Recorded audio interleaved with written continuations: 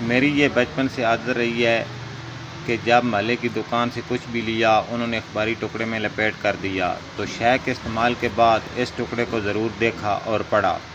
یہ 2007 کی بات ہے، میں اسلام آباد میں اس وقت CSS کی تیاری کر رہا تھا۔ مارکیٹ میں تازہ جلیبی بن رہی تھی، وہ خریدی تو اخبار کا ساتھ آنے والا ٹکڑا پوری زندگی تبدیل کر گیا۔ ہوا کچھ یوں کہ اس ٹکڑے پر ایک کالم چھپا ہوا تھا۔ کالم نگار کا نام اب یاد نہیں، لیکن اس نے جو لکھا تھا وہ سب یاد ہے، حرف برف تو نہیں لیکن یاد ہے، آپ بھی پڑھیں۔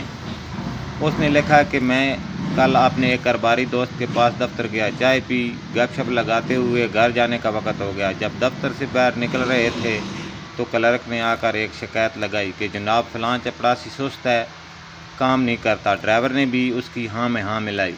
میرے اس دوست نے کہا کہ اگر کام نہیں کرتا تو کس لیے رکھا ہوا ہے، فارغ کرو اسے۔ میں نے فوراً مداخلت کی اور کہا کیا یہ بہتر نہیں ہوگا کہ ایک دفعہ آپ اس سے بات کر لو، کیا پتہ اس کے کچھ مسائل ہوں۔ پھر میں نے اپنے دوست کو ایک آنکھوں دیکھا واقعہ سنایا۔ شیخ صاحب لاہور میں ایک معمولی سے دفتر میں ملازم تھے۔ کچھ دن ایسے پھرے کہ اسی دفتر کے صاحب کو پسند آ گئے اور یوں ان کی فیملی میں شیخ صاحب کی شادی ہو گئی۔ قدرت شیخ صاحب پر مہربان تھی، دن رات اور رات دن میں بدلتے گئے اور شیخ صاحب ایک دکان سے ایک مارکیٹ اور پھر ایک فیکٹری سے 2 4 اور پھر نہ جانے کتنی فیکٹریوں کے مالک بنتے گئے۔ دھن برستا گیا، 2 بچے ہو گئے۔ شیخ صاحب نے کرایہ والے کمرے سے ایک اپارٹمنٹ اور پھر لاہور کے انتہائی پوش علاقے میں 2 کنال کی ایک کوٹھی خرید لی۔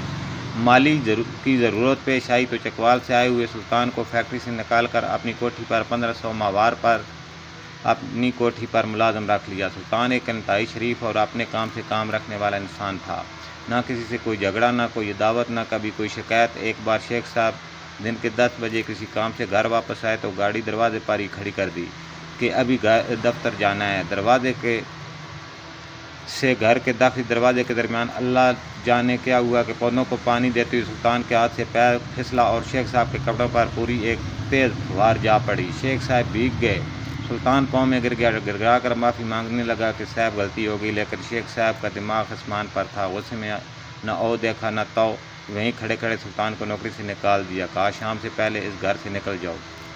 سلطان بیچارہ سامان کی پوٹلی باندھ کر گھر سے باہر نکل کر دروازے کے پاس ہی بیٹھ گیا کہ شاید صاحب کا غصہ شام تک ٹھنڈا ہو جائے تو واپس بلا لیں۔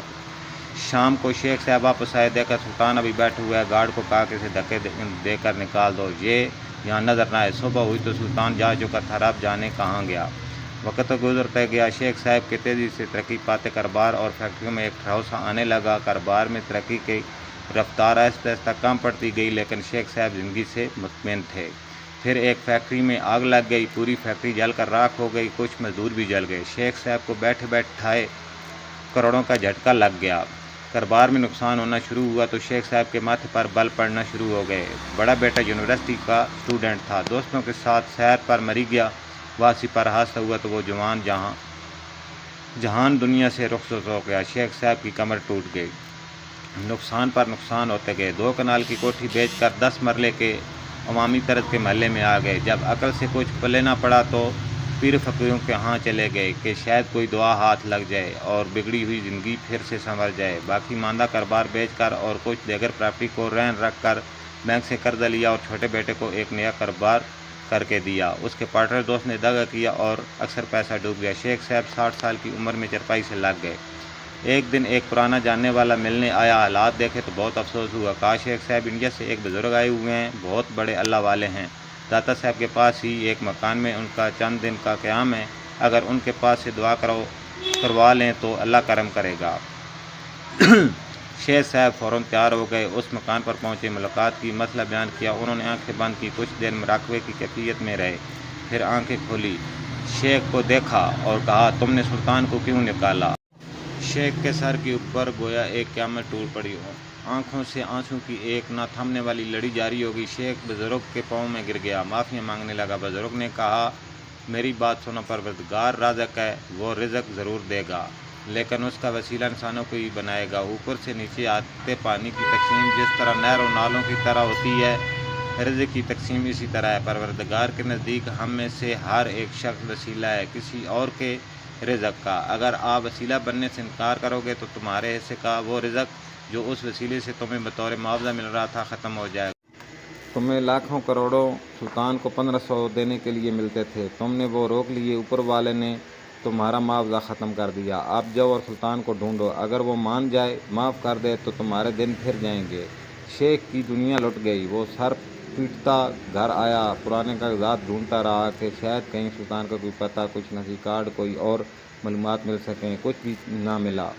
تو شیخ دیوانہ وار سلطان کو ڈھونڈنے چکوال جانے والی بس میں بیٹھ کر چکوال چلا گیا، مگر سلطان نہ ملا۔ چھوٹا بیٹا ڈھونڈتا ڈھونڈتا چکوال اڈے پر آ پہنچا اور باپ کو واپس لاہور لے آیا، لیکن شیخ کا دل کا سکون ختم ہو چکا تھا۔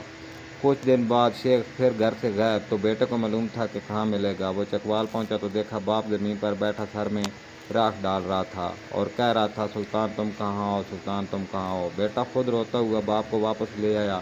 چند دن کے بعد شیخ کا انتقال ہو گیا۔ قلم نگار نے لکھا، میں نے اپنے دوست کو یہ پوری کہانی سنائی اور اسے کہا چپڑاسی کو نہ نکالو، اس کا رزق تمہارے رزق سے جوڑا ہے، اسے تو رب کہیں اور سے بھی دے دے گا۔ اس کے پاس وسیلہ بنانے کے لیے کسی چیز کی کوئی کمی نہیں، لیکن کہیں ایسا نہ ہو کہ تم اس معاوضے والی نعمت سے محروم ہو جاؤ۔ مجھے یہ واقعہ پڑے ہوئے 13 سال گزر گئے ہیں۔ آپ یقین کریں اس نے میری زندگی بدل دی۔ میں مالی معاملات میں بہت زیادہ محتاط ہو گیا، اگر کسی کے پاس 10-12 رہ گئے تو نہیں مانگے، کہیں اوپر والے سے ملنے والا معاوضہ کم نہ ہو جائے۔ میں نے ڈھونڈ